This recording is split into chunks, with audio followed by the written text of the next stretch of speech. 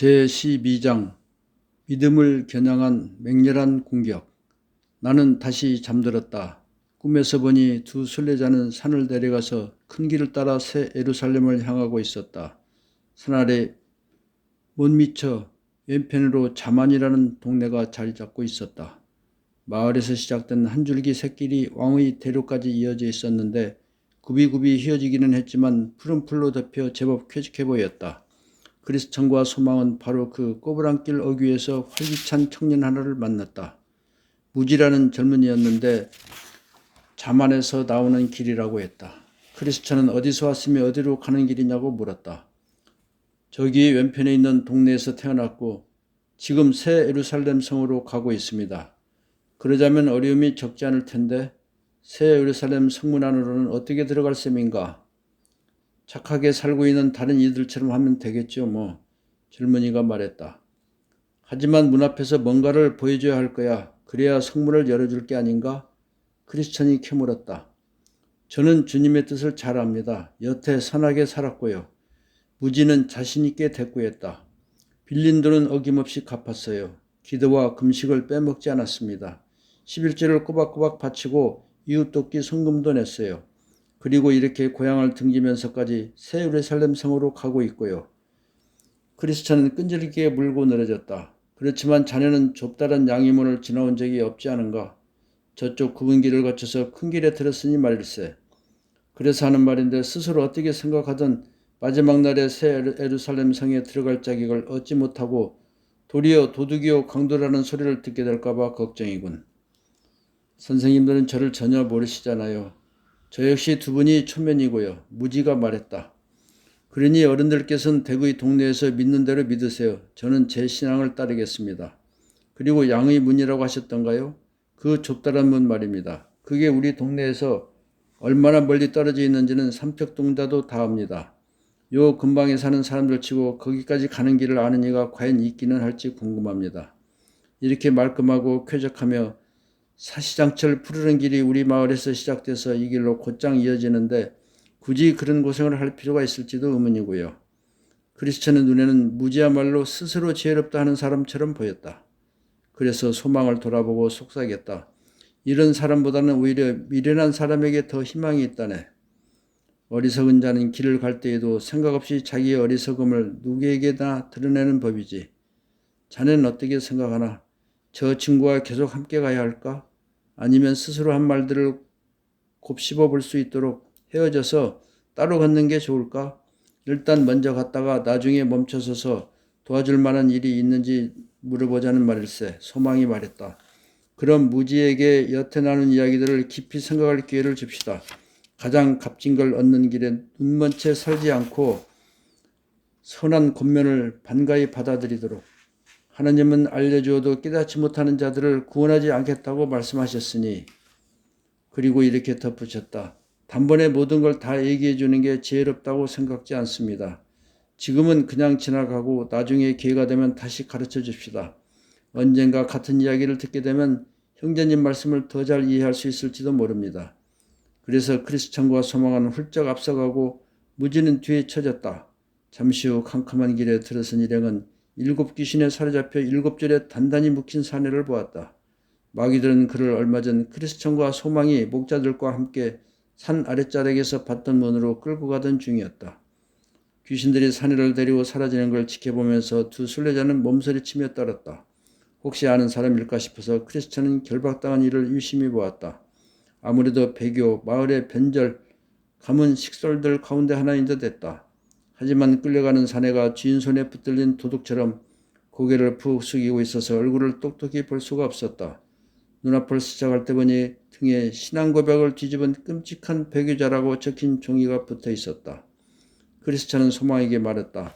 그러고 보니 이 근처에 산다는 착한 남자 소문을 들은 기억이 나는군. 이름이 작은 믿음이었다지 아마? 성품이 선량한 양반이고 진솔골에 산다고 했어. 간추려보자면 대충 이런 얘기일세. 작은 믿음은 바른 길을 가다가 요 어간에서 죽은 자의 길목이란 새길을 만났네. 그리 쭉 가면 넓은 문과 이어지는 큰 길이 나오지. 죽은 자의 골목이라는 이름이 붙은 건 살인자란 살인자는 다 거기에 몰려있는 까닭이야. 지금 우리처럼 순례여행을 하고 있던 작은 믿음은 그 위험한 골목 어귀에 앉아있다가 깜빡 잠이 들고 말았다네. 바로 그때 험상궂은 불안당 셋이 나타났지. 심약과 불신, 죄책감, 사명자가 넓은 문 대로에서 골목으로 들어서다가 순례자를 보고 쫓아온 거야.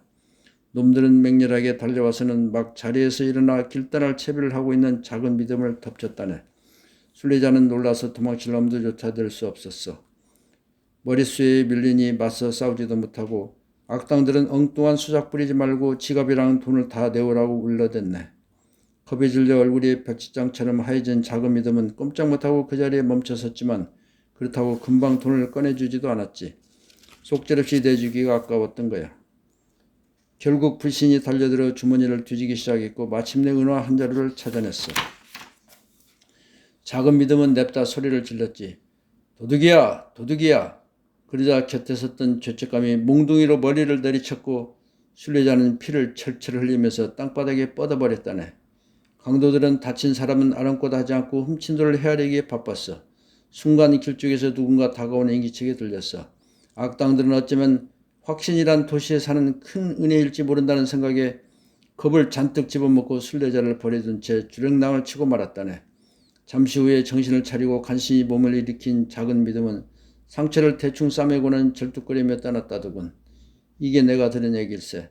도둑놈들이 순례자가 가진 걸 다 털어갔다고 하던가요? 소망이 멀었다. 아닐세. 감춰둔 보석은 못 보고 지나갔다고 하더라고. 하지만 이미 말한 것처럼 놈들이 여비를 거의 다 털어가서 말로 다 할 수 없는 고초를 겪은 모양일세.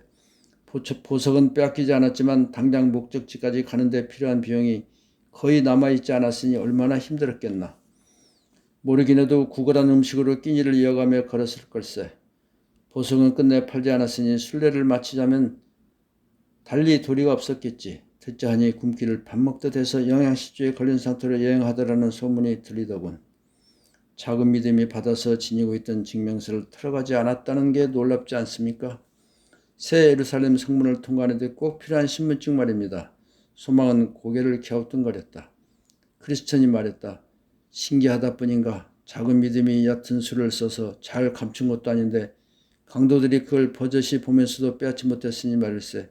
완전히 무방비 상태에서 당했으니 뭘 감추고 말고 할 여력도 재주도 없었을 텐데 희한한 일이지.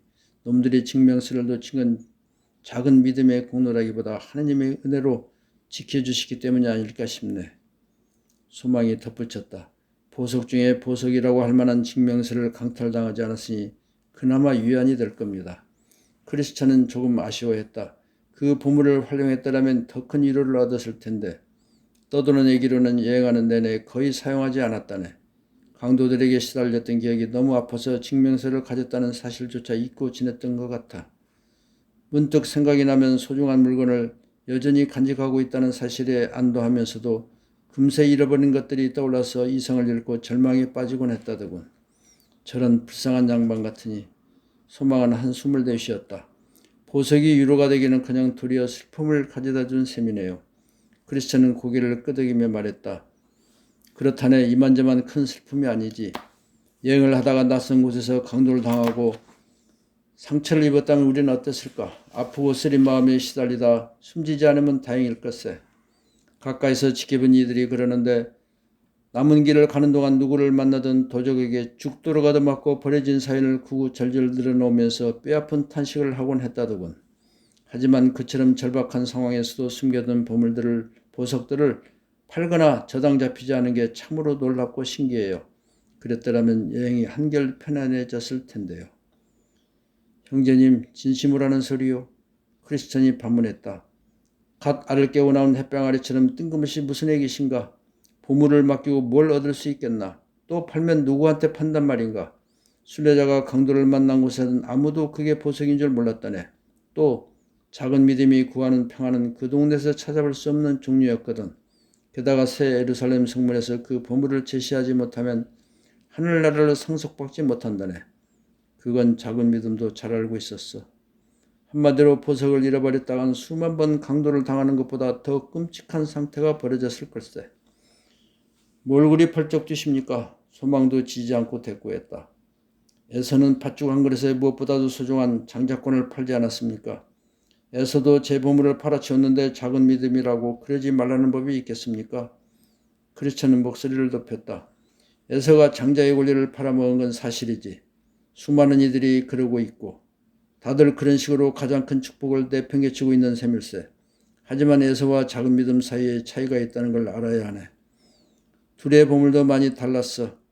에서의 장자권이 그림자였다면 순례자의 보석은 실물이었거든.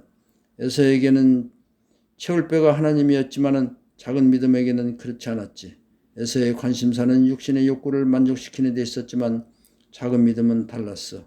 에서는 정욕을 채우기에 급급했을 따름이지. 이것 봐라.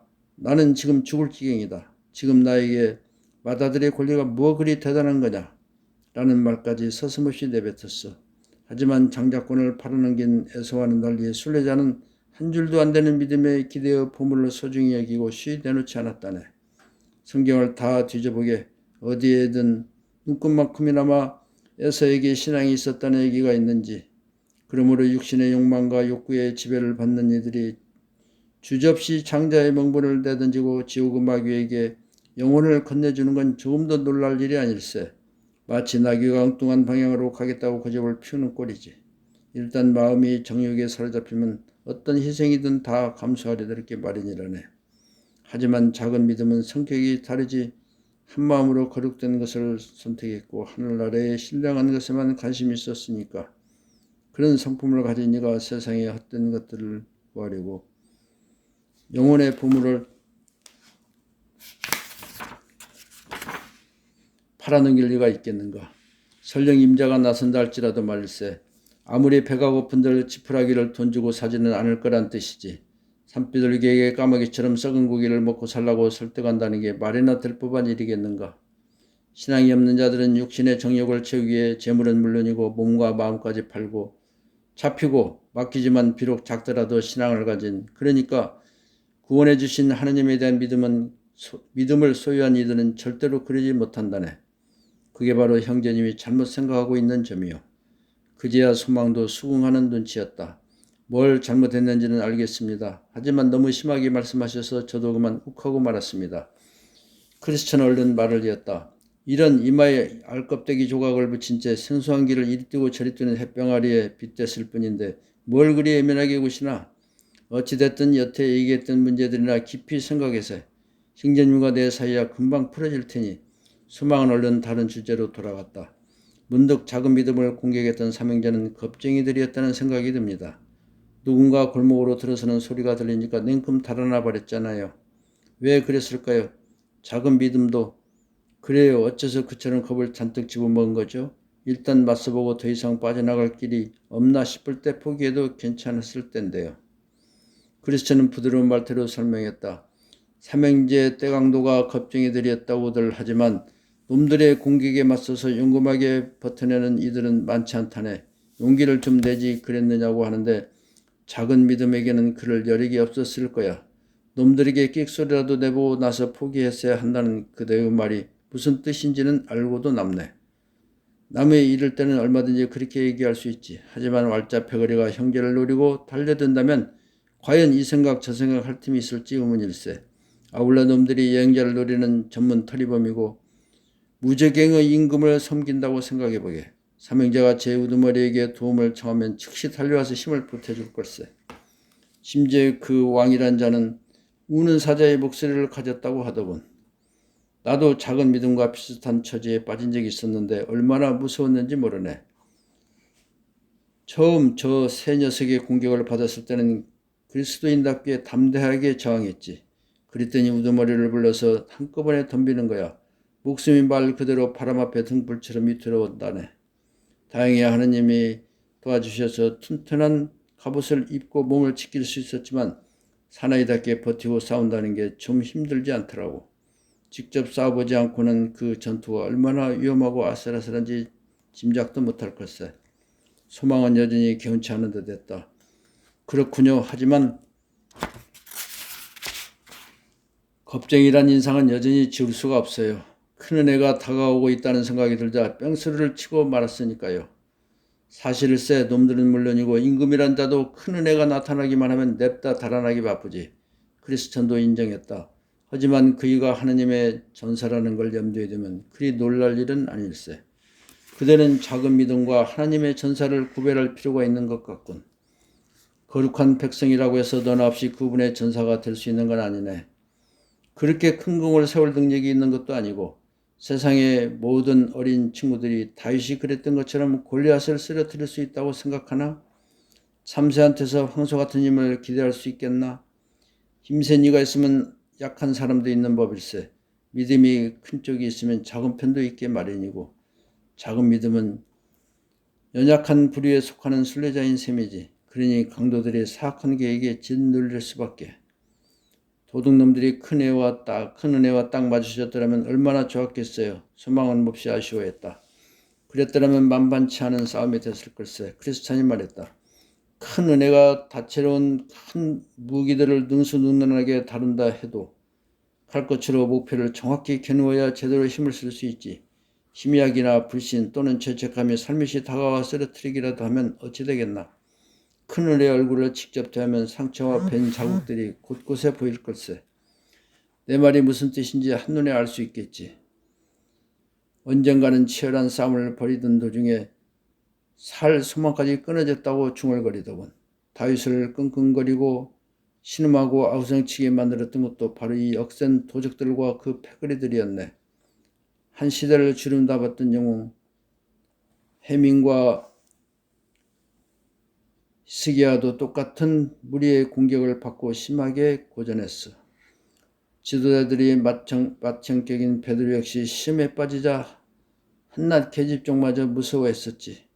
놈들의 왕은 항상 뒤를 봐주면서 지원 요청이 오기만 기다리고 있다는 걸 잊지 말게. 졸개들의 목소리를 놓치는 법이 없지. 조금 밀린다 싶으면 특달같이 달려가서 힘닿는 데까지 뒤를 밀어준다네.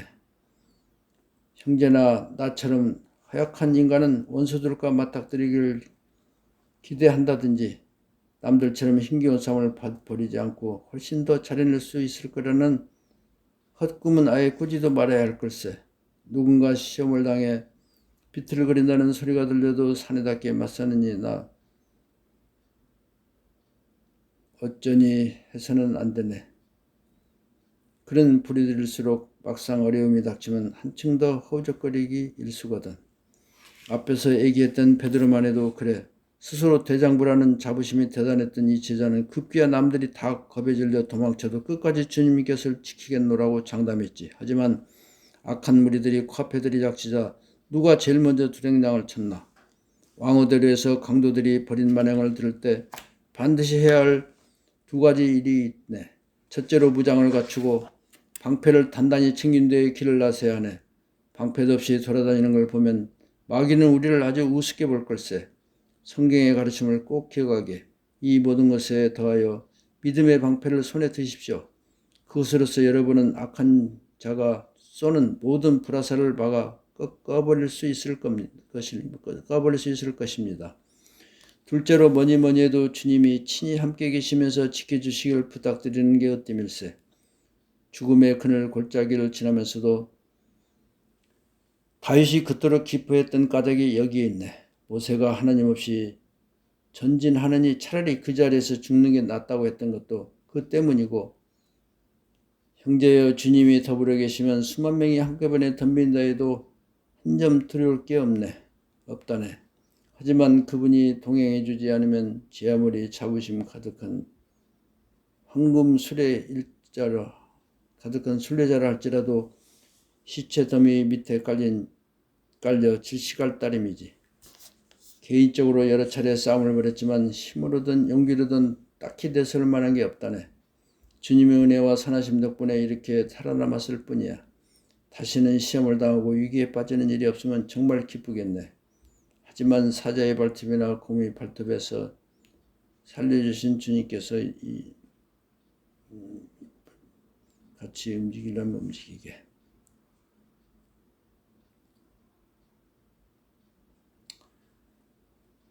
개인적으로 여러 차례 싸움을 벌였지만 힘으로든 용기로든 딱히 대설할 만한 게 없다네.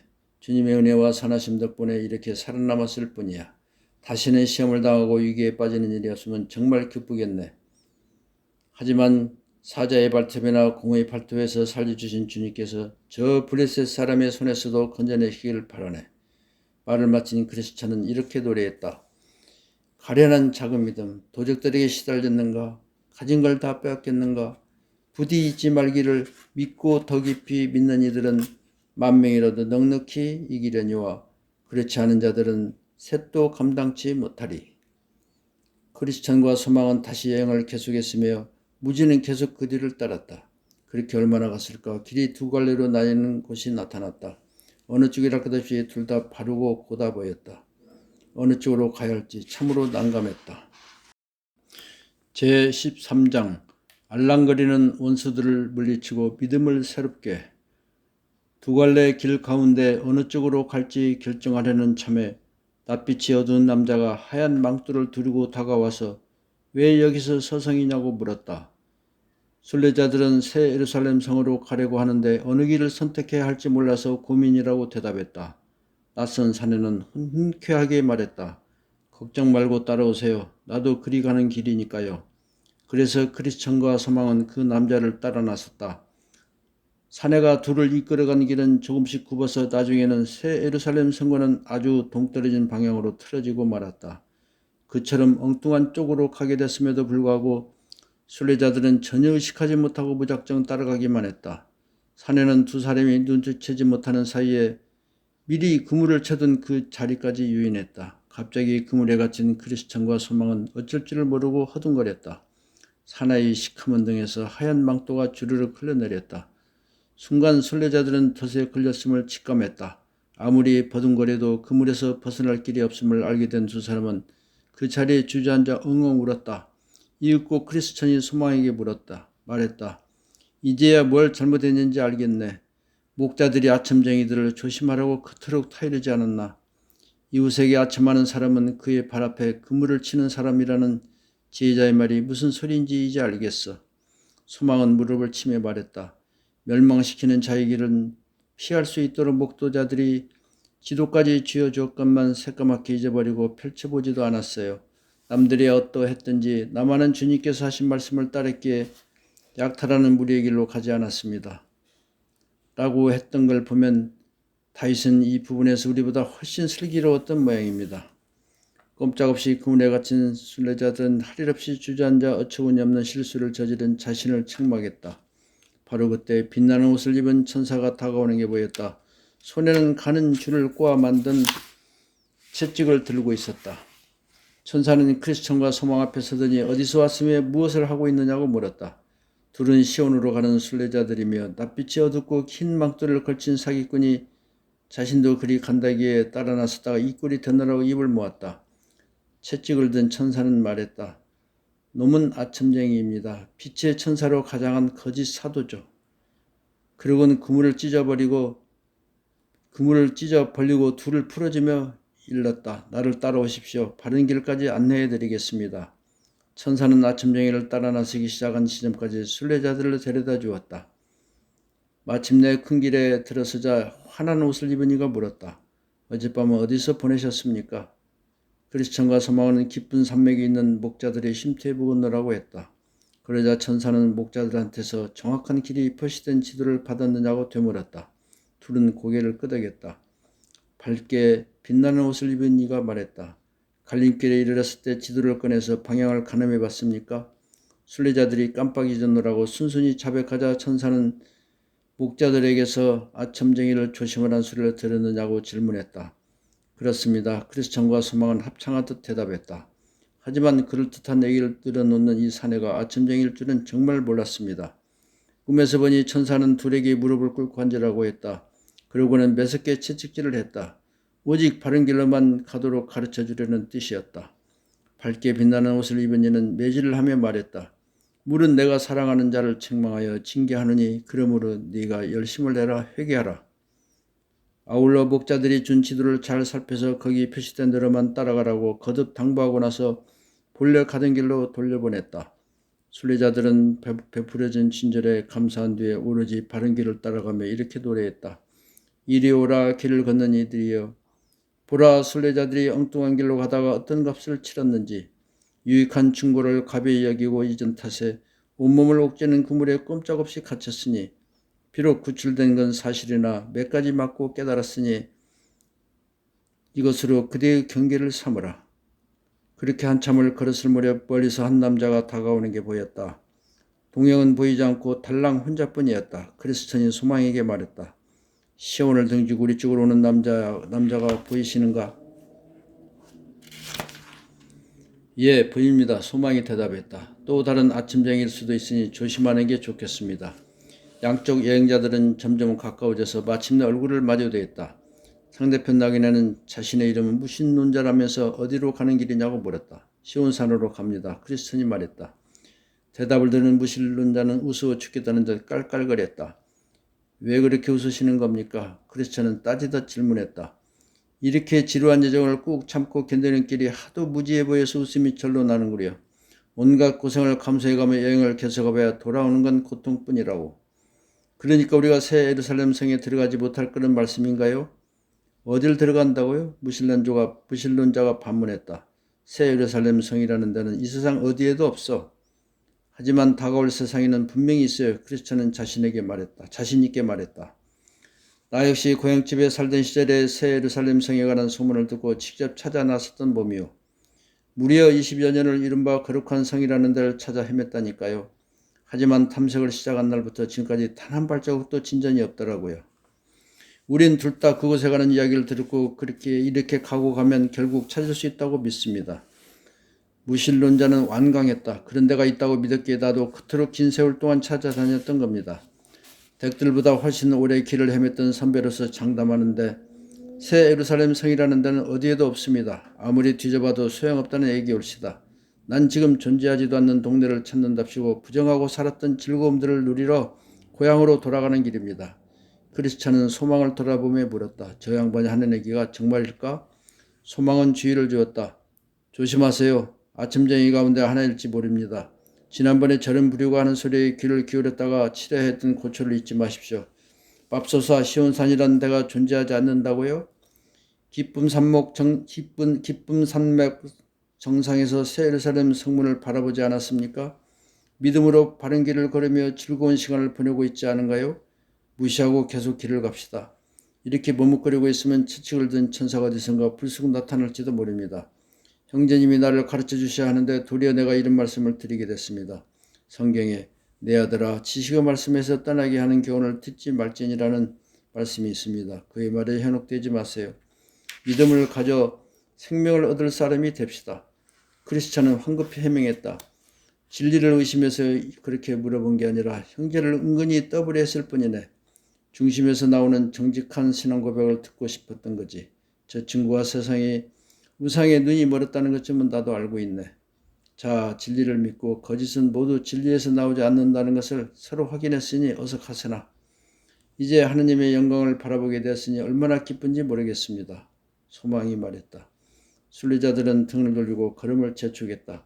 무신론자 역시 두 사람을 한껏 비웃으며 제 길로 가버렸다. 크리스천과 소망은 걷고 또 걸어서 어느 동네에 들어갔다.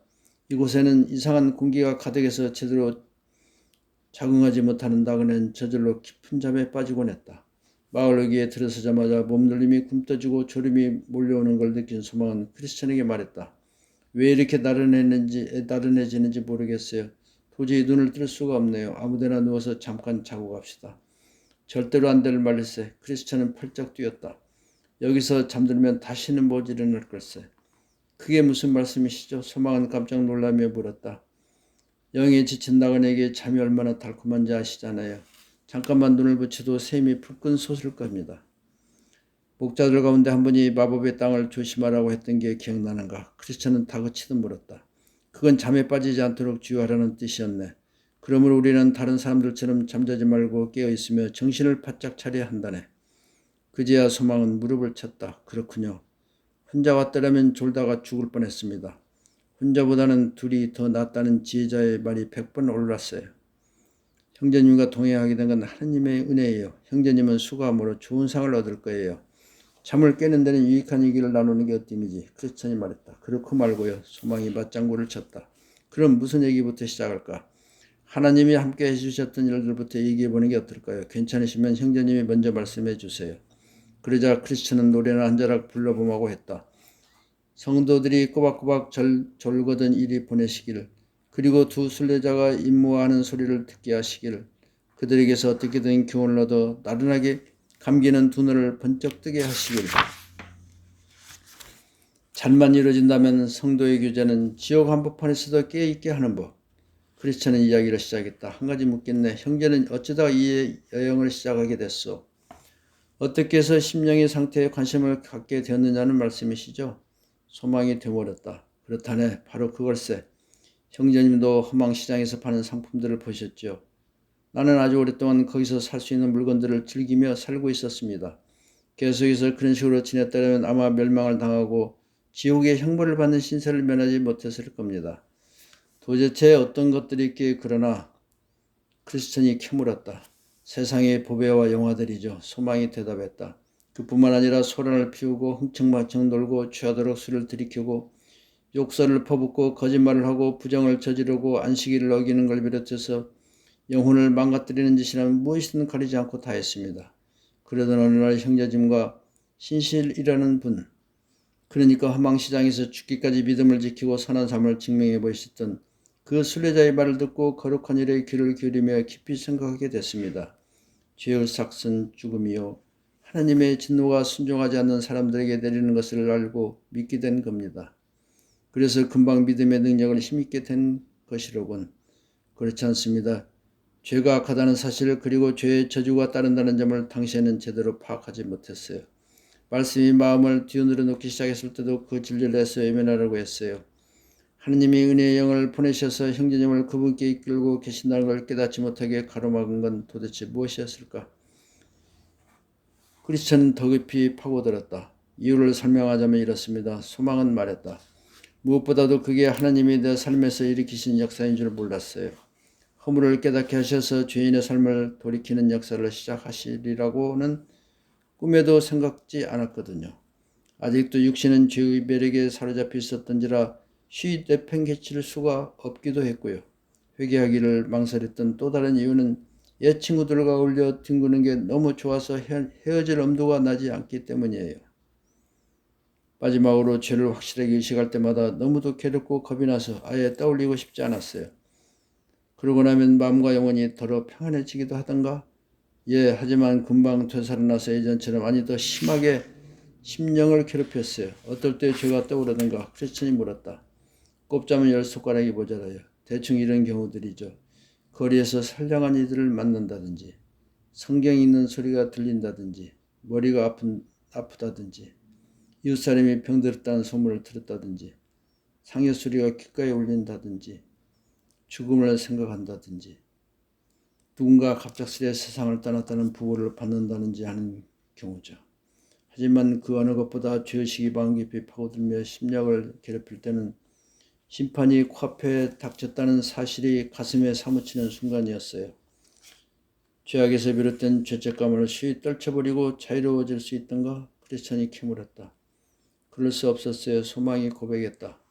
예전에 대수롭지 않게 짓던 죄 가운데 어느 하나를 다시 저지른다는 생각만 해도 양심이 찢어지는 것 같았습니다. 그럴 때는 어떤 마음이 들던가? 생활 방식을 바꿔야겠다 싶더군요.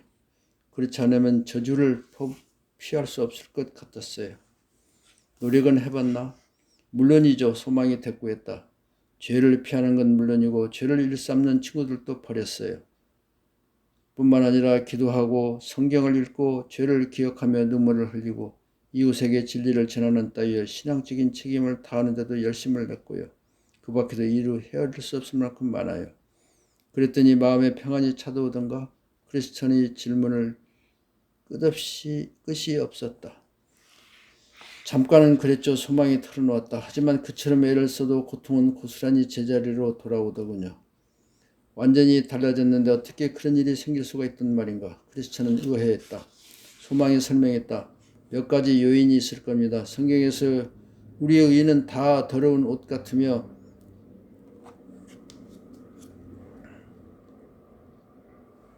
이사야 64장 6절라든지 율법의 행위로서는 의롭다 함을 얻을 육체가 없느니라. 갈라디아서 2장 16장이라든지 우리는 무익한 종이라 누가복음 17장 10절 말씀과 같은 말씀들을 읽으며 곰곰이 생각하기 시작했습니다. 스스로 내세우는 의뢰음이 모두 누더기나 한 가지라면 행위로는 아무도 구원받을 수 없다면 무슨 짓을 해도 여전히 쓸모없는 인간에 지나지 않는다면 율법을 잘 지켜서 하늘나라에 들어가겠다는 건 그야말로 한심한 발상이라는 생각이 들었습니다. 가게에 엄청난 예상빚을 짓고 있는 이가 얼른 갚을 생각은 하지 않고 눈에 보이는 족족 이런 상품들을 사들이기만 한다면 주인으로서는 고발을 하거나 감옥에 보내서라도 밀린 돈을 받아내려야 할 것입니다. 그런데 난데없이 무슨 비타령인가. 크리스천은 납득이 가지 않는 눈치였다. 소망은 말을 이었다. 제 말을 들어보세요. 지금 하나님의 장부에는 어마어마한 죄의 빛이 외상으로 남아있을 거예요. 새삼 행실을 바르게 한다 해도 해묵은 빚을 다 갚지는 못하죠. 그러나 예전에 저지른 죄 때문에 입게 된 저주에서 어떻게 벗어날 수 있겠어요. 그제야 크리스천도 고개를 끄덕였다. 멋진 비유기려. 계속해 보시게. 소망이 다시 입을 열었다. 답답하고 괴로운 점은 그뿐이 아닙니다. 잘 살해보려고 안간힘을 쓰고 있지만 잘 들여다보면 그 속에도 죄가 섞여 있는 게 문제입니다. 해묵은 죄, 여기에는 제법 착한 짓을 하며 지내고 있다는 자부심과 교만도 포함됩니다. 해묵은 죄를 싹 무시한다 해도 결론은 분명했죠. 어제까지 얼마나 흠없는 생활을 했느냐와 상관없이 오늘 여러 가지 규정 가운데 어느 하나를 어기는 허물만 가지고도 지옥에 가고도 남는다고 말입니다. 그래서 어떻게 하기로 했어? 크리스찬이 물었다. 하긴 뭘 하겠습니까? 소망이 대답했다. 정말 어찌해야 좋을지 모르겠더군요. 그래서 신실 형제에게 속마음을 털어놨습니다. 우리는 서로 알고 지내던 사이였거든요. 형제는 죄를 알지도 못하지도 못하는 분이 외로움을 덧입지 않는 한 자신은 말할 것도 없고 온 세상의 의로움을 죄다 끌어모아 내밀어도 구원을 받지 못한다고 했어요. 신실 형제의 말이 옳다는 생각이 들던가? 크리스천이 질문했다. 열심히 노력해서 생활태도를 바꾼 데 만족하고 즐거워하던 시절에 그런 얘기를 들었으면 바보 같은 소리라고 웃어 넘겼을 거예요. 하지만 그때는 이미 내가 한없이 연약한 존재이고 지극히 선한 행동에도 죄가 들러붙어 있다는 사실을 깊이 자각하고 있었기 때문에 신실 형제의 의견에 수긍할 수밖에 없었어요. 하지만 그런 얘기를 들으니까 정말 어딘가에는 단 한 번도 죄를 짓지 않는 이가 있겠구나 싶던가. 솔직히 말씀드려서 처음에는 이상하게만 들리더라고요. 그런데 계속해서 신실 형제와 교제하면서 대화하다 보니까 분명히 그런 분이 계신다는 믿음이 생겼어요. 소망이 말했다. 그분이 누구인지 어떻게 하면 그분께 힘입어 이롭게 될 수 있는지 신실 형제에게 물어봤나? 크리스천은 아주 궁금해했다. 그렇습니다. 소망이 대답했다. 지극히 높으신 하나님의 오른편에 앉아 계신 주 예수님이 바로 그분이라고 하더군요. 세상에 계시는 동안 수많은 역사를 일으키셨으며 고난받으시고 십자가에 달려 돌아가셨다는 사실을 믿기만 하면 그분께 기대에 의로워질 수 있다고 했어요. 그래서 신실 형제에게 물어봤죠. 어떻게 그분의 의로움이 하나님 앞에서 다른 이들을 의롭게 할 수 있느냐고요. 예수님은 스스로 전능하신 하나님인데 자신을 위해서가 아니라 내게 그럴 만한 자격을 주시려고 수치스러운 죽음마저 마다하지 않고 받아들이셨다고 하더라고요. 예수님과 그분이 나를 위해 주신 일들을 신뢰하면 주님의 거룩함이 고스란히 내 것이 된다는 거죠. 그래서 말도 안 되는 소리라고 했죠. 그런 분이 나 같은 인간을 구해주실 까닭이 없다고 생각했거든요. 신실 형제는 뭐라고 하던가? 가서 직접 그분을 만나보라고 했어요. 주제 넘은 짓이 될 거라고 해도 막무가내였어요. 주님이 날 부르셨다는 거예요. 예수님의 관한 책을 들면서 마음 편히 찾아가도 괜찮다고 격려하더군요. 하늘과 땅은 다 없어질지언정 그 책에 기록된 말씀은 저마나 획 하나도 없어지지 않을 거라고 자신 있게 말했어요. 그래서 주께 가면 뭘 해야 합니까? 라고 물어봤어요. 무릎을 꿇고 엎드려 온 마음과 정성을 다해 하나님께서 친히 일해주시기를 구하라기에 다시 부탁했어요. 어떻게 간구해야 하는지 가르쳐달라고요. 그랬더니 일단 주께 가면 그분이 은혜의 보좌에 앉아 계신 게 보일 거예요. 찾아오는 이들을 용납하고 용서하기 위해 1년 365일 하루도 빼놓지 않고 거기서 기다리신다고요. 이번에는 막상 주님을 뵈면 무슨 말을 해야 할지 잘 모르겠다고 했어요. 신실 형제는 이렇게 해보라더군요. 하나님, 이 죄인을 불쌍히 여겨주셔서 예수 그리스도를 알고 또한 믿게 해 주십시오. 주님의 의로움을 덧입지 않으면 죽을 수밖에 없다는 걸 잘 알고 있기 때문입니다. 하나님은 자비로우신 분이시고 예수 그리스도를 보내어 세상의 구세주가 되게 하셨으며 더 나아가 저처럼 불쌍한 죄인을 위해 외아들을 아낌없이 내어주셨음을 듣고 배웠습니다. 저는 정말 죄인입니다. 주님 이렇게 찾아왔으니 은혜를 베푸셔서 내 영혼을 구해 주십시오. 독생자 예수 그리스도 이름으로 기도합니다. 아멘. 그래서 시키는 대로 일단 했습니다. 그래서 시키는 대로 따라했나? 크리스찬이 미심쩍은 표정으로 물었다. 그럼요. 소망은 자신 있게 말했다. 한 번만 아니라 수없이 되풀이했죠. 결국 하늘아버지께서 독생자를 보내주셨나? 처음에는 아니었어요. 2번, 3번, 4번, 5번, 6번 기도해도 마찬가지였어요. 소망은 솔직하게 고백했다. 그래서 어떻게 했는데 크리스찬이 재촉했다. 어찌해야 할지 막막하더라고요. 집어치울 생각이 들지는 않던가? 수백 번도 더 들었죠. 소망이 대답했다. 그럼 왜 이렇게 붙잡고 있었어요?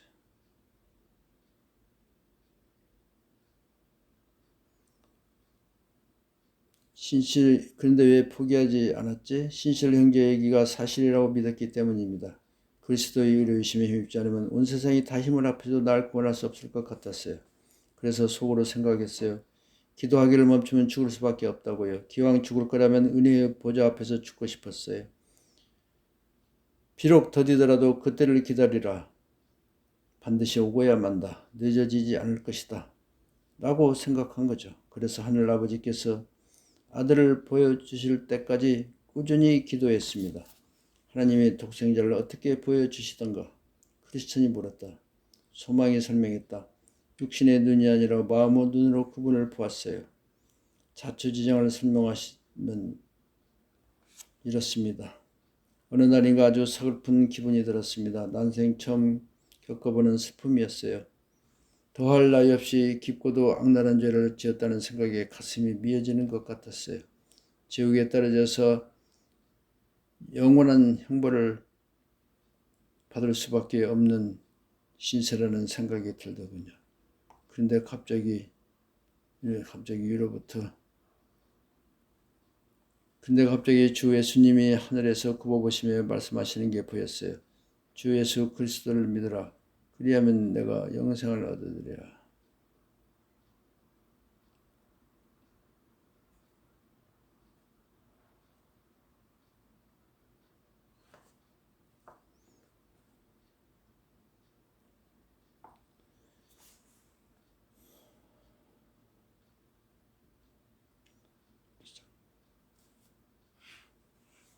육신의 눈이 아니라 마음의 눈으로 그분을 보았어요. 자초지정을 설명하자면 이렇습니다.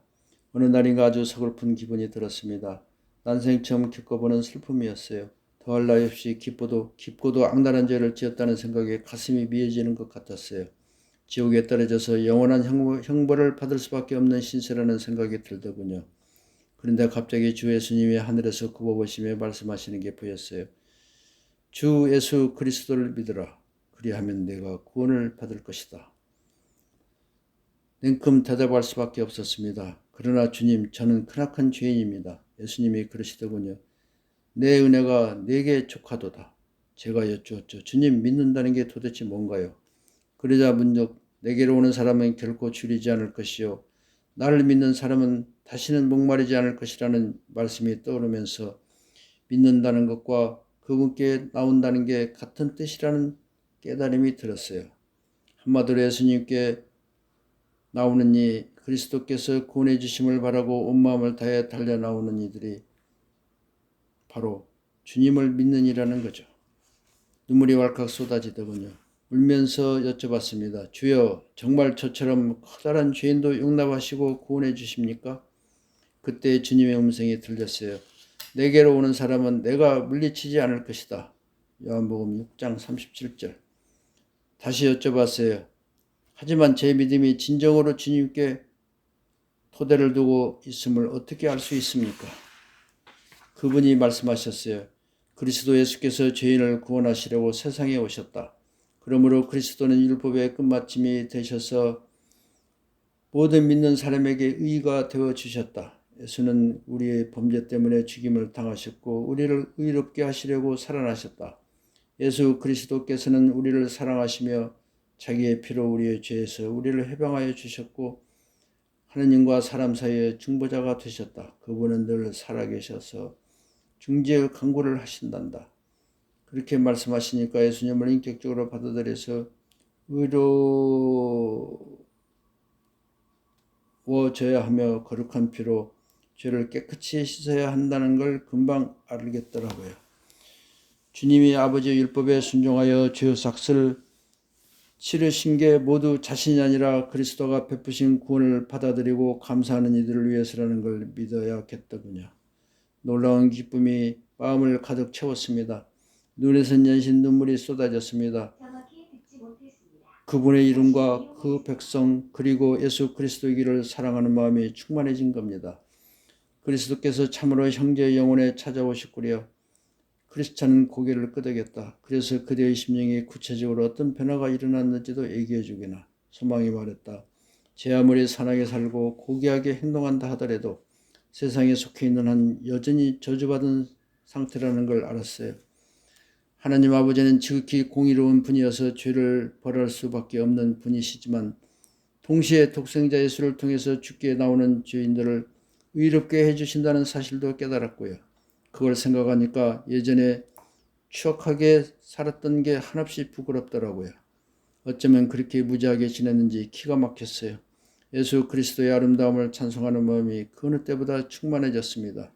거룩한 삶을 사랑하게 되고 주 예수님의 이름을 높이며 영광 돌리려는 열망이 커졌고요. 맞아요. 온몸의 피를 단 한 방울도 남기지 않고 다 그분 앞에서 쏟아낼 수 있을 만큼 간절했어요.